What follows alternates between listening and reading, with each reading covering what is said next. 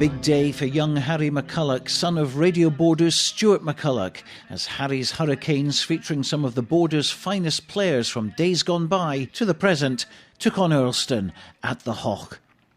Well, Harry's had it pretty tough over the past few years, visiting Great Ormond Street Hospital many times, and the family thought it would be a fun way of raising cash for a fantastic charity, and in front of a large crowd, Harry led his Hurricanes onto the pitch.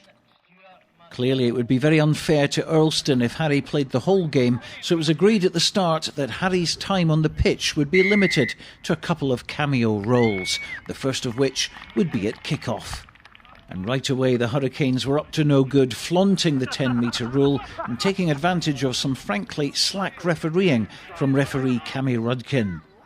Stuart McCulloch was packing down in the front row, and at the first scrum he was up to his old tricks, complaining about refereeing decisions. Cammy Rudkin, though, explaining to him that the new rule of crouch, pause and set had replaced the old crouch, pause, touch and engage law, and really he should have done his homework in the close season. Off the pitch they were taking bets to see how long Stuart McCulloch would last in the game.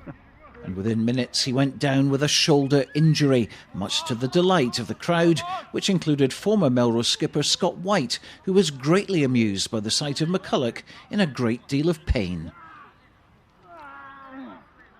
But they breed him tough down Hoyk way, and he decided to carry on with the game. Here he is running towards his teammates to take part in the next scrum. No, he's changed his mind. That shoulder injury obviously causing him more problems than he first thought. What's happened, Stuart? That's ferocious.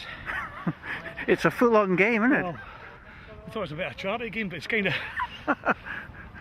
There's no such thing as a friendly in the Borders. Well, certainly not now, because the boys are riled. Hey, they're coming in off the side and everything, man. I got a sneaky in down the back of the calf and all. So is that your day done here? No, I'll be back on. You'll be back on, that's good.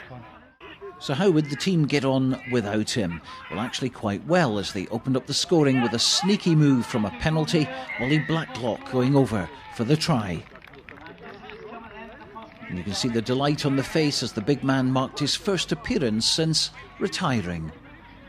And he had another surprise for us. He was going to attempt the conversion himself. Ball falling over, not a problem for Big Willie. How's this for a drop kick? That was the only score of the first of 3 sessions of 20 minutes, but after the interval the Hurricanes switched up a gear, and a Fraser Harkness break put Gareth Hovis-Brown in for a try. Back came Earlston, and they got on the score sheet with a try from Ali Hogg, but it was made by Stephen Denham. Meanwhile, McCulloch was back on the pitch again, but that didn't last.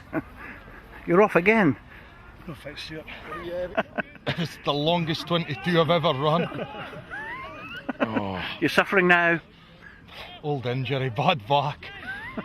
Is that your day done? Oh, might get another 20 if I'm lucky. Oh, good luck with that. Cheers. Gareth Brown may have been suffering, but take a look at this burst of speed from Evergreen winger, ex-Jed and South star, Kevin Amos. But forget about Olympic medalist Tom Daly. This was the best dive of the weekend from Gary Douglas.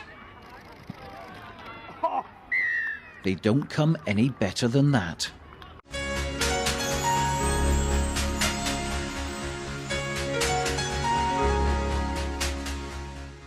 The scores were beginning to come from both sides now, and Fraser Harkness completed a hat-trick with this effort.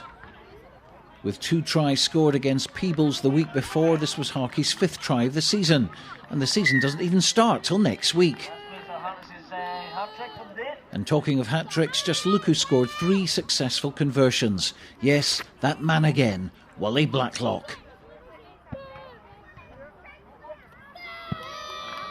But the try of the day came right at the end. The star of the show, young Harry McCulloch, returning to the pitch to create havoc for his opponents.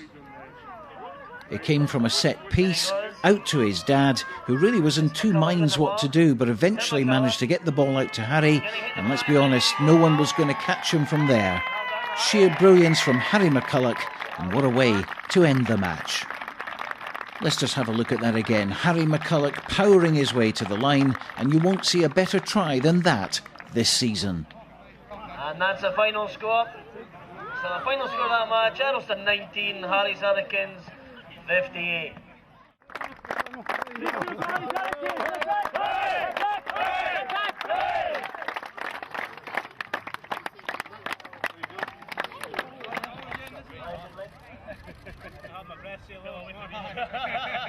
Thank you, everyone. Yeah, but did you enjoy it? Yes. It was great, and what a try at the end. Did you enjoy that try? Aye. It was the best of the game, wasn't it? Yeah. Of course it was. Proud man here, Stuart McCulloch. Yeah, I mean, you saw his face when he scored the try, Stuart. I think it was absolutely brilliant. But the players, you know, turning out. Earlston as well, they had a few boys missing. We had some legends out there. David Forster putting the boots on. Gary McGarver was out there playing for Earlston as well. So they brought in a few ringers, it has to be said. But, you know, good on them. But I'll tell you what, I'm not going to be walking in the morning. That's for sure. But a great effort for everybody. Yeah, I mean, I think it was good. I mean, I think some guys took it as a pre-season. You know, as Darren Gillespie was saying earlier on, good to stretch the legs. You know, season kicks off next weekend, so it was good for the guys to you know, have a run out. And I think the first 2 or 3 minutes, I think we thought, oh, hold on 1 second here. We thought this was going to be like a wee bounce game. It turned into a full-on game. So, you know, well done everybody for getting involved, and I'm very sore.